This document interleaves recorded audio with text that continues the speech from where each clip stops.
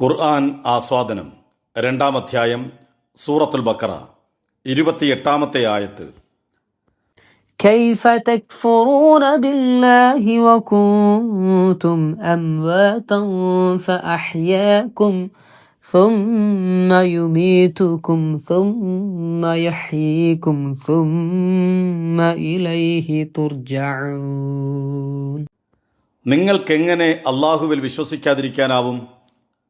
നിങ്ങൾക്ക് ജീവനുണ്ടായിരുന്നില്ല, പിന്നെ നിങ്ങൾക്കവൻ ജീവനേകി. ശേഷം നിങ്ങളെ അവൻ മരിപ്പിക്കുന്നു, പിന്നീട് നിങ്ങളെ അവൻ ജീവിപ്പിക്കുന്നു. ശേഷം നിങ്ങൾ അവങ്കലേക്ക് മടക്കപ്പെടുകയും ചെയ്യും. كيف تكفرون بالله وكنتم أمواتا فأحياكم كنتم أمواتا ഈ രണ്ട് സ്ഥലത്തും ഇഖ്ഫ ആണ്. നൂനിനെ അല്ലെങ്കിൽ തൻവീനിനെ മറച്ചു പിടിച്ച് മണിച്ചുകൊണ്ടാണ് ഓതേണ്ടത്. ثم يميتكم ثم يحييكم ثم ഈ മീമിന് ഷദ്ദുള്ളിടത്തൊക്കെ ഗുന്ന ചെയ്ത് മണിച്ചുകൊണ്ട് ഓതേണ്ടതാണ്. അള്ളാഹുവുമായുള്ള കരാർ ലംഘിക്കുകയും അള്ളാഹു കൂട്ടിച്ചേർക്കാൻ കൽപ്പിച്ച ബന്ധങ്ങൾ മുറിക്കുകയും മനുഷ്യർക്കിടയിൽ കുഴപ്പമുണ്ടാക്കുകയും ചെയ്യുന്നവരെന്ന് കഴിഞ്ഞ വചനത്തിൽ വിശേഷിപ്പിച്ച അവിശ്വാസികളെ അഭിസംബോധന ചെയ്യുകയാണ് ഈ വചനത്തിൽ ഖുർആൻ ചെയ്യുന്നത്. അവരോടാണ് ചോദ്യം. അള്ളാഹുവിൽ യഥാരൂപത്തിൽ വിശ്വസിക്കാത്തത് കൊണ്ടാണ് അവർ കുഴപ്പക്കാരായി തീരുന്നത്. അവർ എന്തേ സ്വന്തത്തെക്കുറിച്ച് ചിന്തിക്കുന്നില്ല? ജീവനില്ലാത്ത ഒരു കാലം മനുഷ്യർക്കെല്ലാം ഉണ്ടായിരുന്നു. ഏതാണ് ആ ജീവനില്ലാത്ത കാലം? വചനത്തിൽ കുന്തും അംവാത്തൻ എന്നാണ് നിങ്ങൾക്ക് ജീവനുണ്ടായിരുന്നില്ല എന്ന അർത്ഥത്തിൽ പ്രയോഗിച്ചിരിക്കുന്നത്. മയ്യത്തിന്റെ ബഹുവചനമാണ് അംവാത്ത്. മൃതശരീരത്തിനാണ് മയ്യത്ത് എന്ന് പറയുക.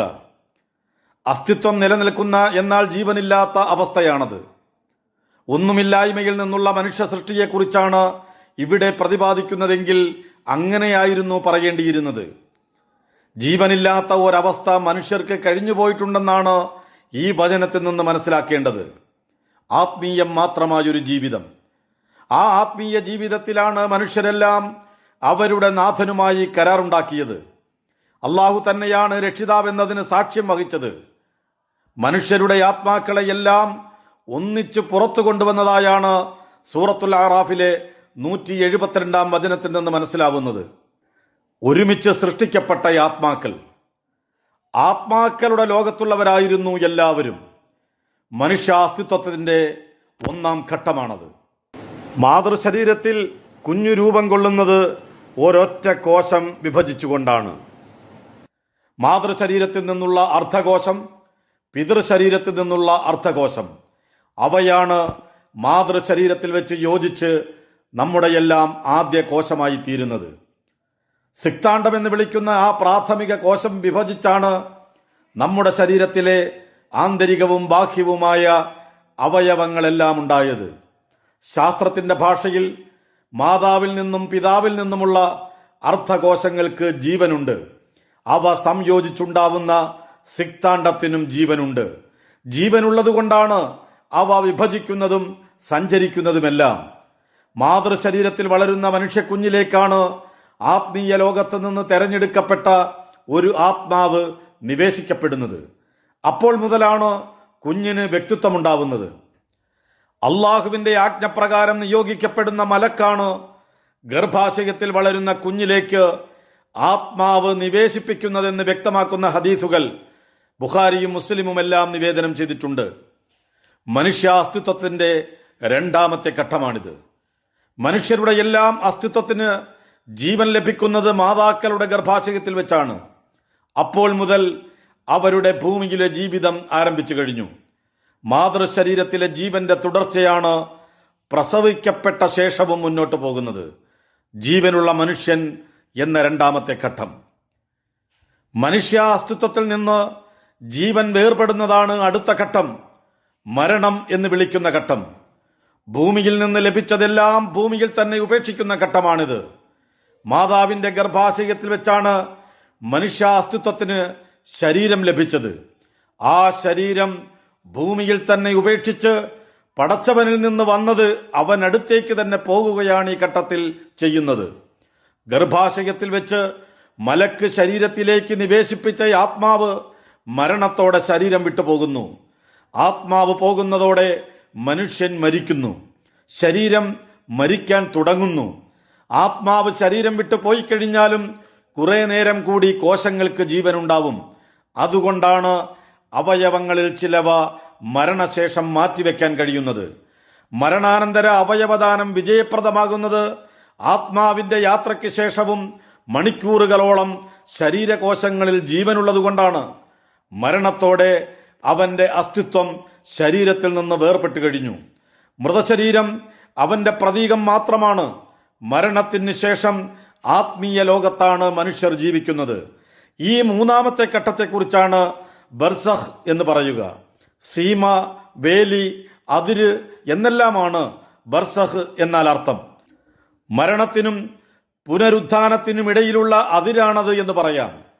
മരണപ്പെടുന്നയാളെക്കുറിച്ച് അവർക്ക് പിന്നിൽ പുനരുത്ഥാന നാളുവരെ ഒരു മറയുണ്ടായിരിക്കും, അഥവാ ബർസഖ് എന്ന് ഖുർആൻ തന്നെ പറയുന്നുണ്ട്. 23-ാം അധ്യായം 100-ാം സൂക്തം. മരണത്തോടെ ആരംഭിക്കുകയും പുനരുത്ഥാനം വരെ നീളുകയും ചെയ്യുന്ന മനുഷ്യാസ്തിത്വത്തിന്റെ മൂന്നാം ഘട്ടമാണിത്.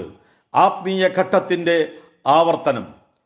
ആത്മാവിനെ ശരീരത്തിലേക്ക് വീണ്ടും നിവേശിപ്പിക്കുന്നതാണ് മനുഷ്യാസ്തിത്വത്തിന്റെ നാലാമത്തെ ഘട്ടം. പിന്നീട് നിങ്ങളെ അവൻ ജീവിപ്പിക്കുന്നു, സുമ്മ യുഹ്യീക്കും എന്ന് ഖുർആൻ പറയുന്നത് ഈ ഘട്ടത്തെക്കുറിച്ചാണ്. ശരീരവും ആത്മാവും വീണ്ടും യോജിക്കുന്ന ഘട്ടമാണിത്. ഭൂമിയിലെ ജീവിതത്തെപ്പോലെയുള്ള പുനർജീവിതം. ശരീരവും ആത്മാവും മനസ്സുമെല്ലാമുള്ള സന്തോഷവും സന്താപവും സുഖവും ദുഃഖവും സംതൃപ്തിയും വേദനയുമെല്ലാമുള്ള ജീവിതത്തിലേക്കുള്ള പുനരുത്ഥാനം. ഭൗമജീവിതത്തിന്റെ തനിപ്പകർപ്പ്. പക്ഷേ അള്ളാഹുവിന്റെ അധികാരത്തിനല്ലാതെ യാതൊന്നിനും യാതൊരു വിലയുമില്ലാത്ത ഘട്ടമാണിത്. ഉയർത്തെഴുന്നേൽപ്പിന്റെ ദിനം, യൗമുൽ ഖിയാമ എന്ന് വിളിച്ചിരിക്കുന്നത് ഈ ഘട്ടത്തെക്കുറിച്ചാണ്. ഇവിടെ വെച്ചാണ് വിചാരണയുണ്ടാവുക. കർമ്മങ്ങളുടെ എല്ലാം കൃത്യമായ പ്രതിഫലം നിശ്ചയിക്കുക. ഭൂമിയിൽ ജീവിച്ച അതേ വികാരങ്ങളോടുകൂടിയുള്ള പുനരുത്ഥാനം. മനുഷ്യാസ്തിത്വത്തിന്റെ നാലാം ഘട്ടം, ഭൗമജീവിതത്തിന്റെ ആവർത്തനം. വിചാരണയ്ക്ക് ശേഷമാണ് അള്ളാഹുവിലേക്കുള്ള മടക്കം. ഒന്നുകിൽ അവന്റെ തൃപ്തിയിലേക്ക്, അല്ലെങ്കിൽ അവന്റെ കോപത്തിലേക്ക്. തൃപ്തിപ്പെട്ടവർക്ക് സ്വർഗം സമ്മാനമായി ലഭിക്കും. കോപത്തിന് പാത്രമായവർക്ക് നരകം നൽകിക്കൊണ്ട് അവൻ നീതി നടപ്പാക്കും. മനുഷ്യാസ്തിത്വത്തിന്റെ അഞ്ചാമത്തെയും അവസാനത്തെയുമായ ഘട്ടമാണിത്, അള്ളാഹുവിലേക്കുള്ള മടക്കം. ദൈവിക കാരുണ്യത്തിന്റെ പൂർണ്ണമായ പ്രകാശനത്തിലേക്കുള്ള മടക്കം. ദൈവിക നീതിയുടെ കളങ്കമില്ലാത്ത പ്രയോഗവൽക്കരണത്തിലേക്കുള്ള മടക്കം. ഇങ്ങനെ മടങ്ങിയതിന് ശേഷം ദൈവിക നീതി നടപ്പാവുമ്പോൾ കുറ്റവാളികൾ ഒരിക്കൽ കൂടി ഈ ചക്രം ആവർത്തിക്കാൻ ആവശ്യപ്പെടുമെന്ന് ഖുർആൻ പറയുന്നുണ്ട്. അവർ പറയും, ഞങ്ങളുടെ നാഥ, 2 തവണ നീ ഞങ്ങളെ ജീവനില്ലാത്തവരാക്കി, 2 തവണ നീ ഞങ്ങൾക്ക് ജീവൻ നൽകുകയും ചെയ്തു. ഞങ്ങൾ ഞങ്ങളുടെ കുറ്റങ്ങൾ സമ്മതിച്ചിരിക്കുന്നു. പുറത്തേക്കുള്ള വഴികൾ ഏതെങ്കിലും ഉണ്ടോ? 40-ാം അധ്യായം 11-ാം സൂക്തം. സൂറത്തുൽ ഗാഫിറിലെ ഈ വചനത്തിലും 2 മരണങ്ങളും 2 ജീവിതങ്ങളും ഉണ്ടെന്ന് സൂചിപ്പിക്കുന്നു. ആത്മീയ ലോകത്തെ ജീവനില്ലാത്ത അവസ്ഥയാണ് ഒന്നാമത്തെ മരണം. ഭൂമിയിൽ വെച്ച് ജീവൻ നഷ്ടപ്പെടുന്നതാണ് രണ്ടാമത്തെ മരണം. ഭൂമിയിലെ ജീവന് ശേഷം രണ്ടാമതായി ജീവൻ അനുഭവിക്കുന്നത് പുനരുത്ഥാനത്തിന് ശേഷമാണ്. അത് പൂർണ്ണമായ ജീവനാണ്, മരണമില്ലാത്ത ജീവൻ. നാഥനെക്കുറിച്ച ബോധം നിങ്ങളുടെ ആത്മാവിൽ തന്നെയുണ്ട്. വിചാരണയും രക്ഷാശിക്ഷകളും വേണമെന്ന തൃഷ്ണയും മനുഷ്യ മനസ്സുകൾക്കകത്തുണ്ട്.